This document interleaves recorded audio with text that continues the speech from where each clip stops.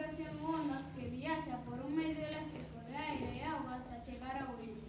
Para que existan as ondas sonoras, ten que haber algunha perturbación ou vibración nalgún medio. Por exemplo, o aleteo dunha ave ou o golpe dunha pedra nunha poza de auga.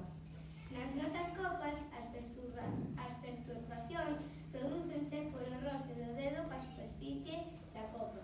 Pódese relacionar a forma da copa cunha campá. Podemos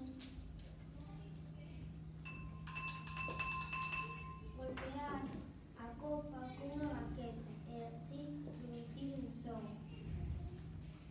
Pero ao frotar o dedo húmido na superficie da copa fai un son diferente. O dedo húmido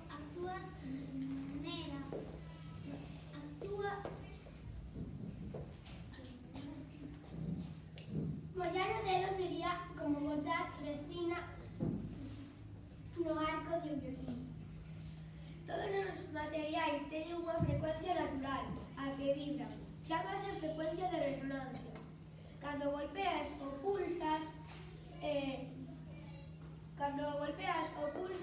emiten un son que sempre será o mesmo. O roce do dedo na superficie da copa fai que o cristal vibre e transmítese ao aire.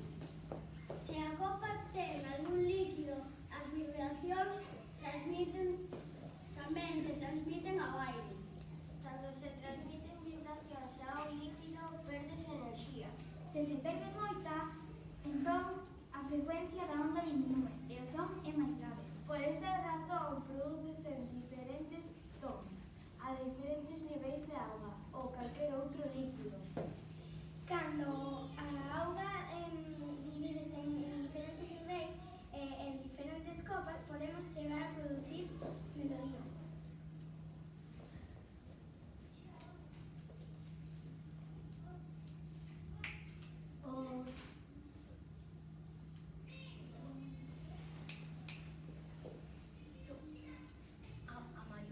A maior cantidade de auga, o son é máis grave.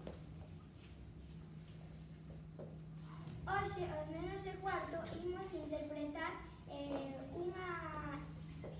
unha melodía que se chama Ave María de Gounod, cos Aquófona.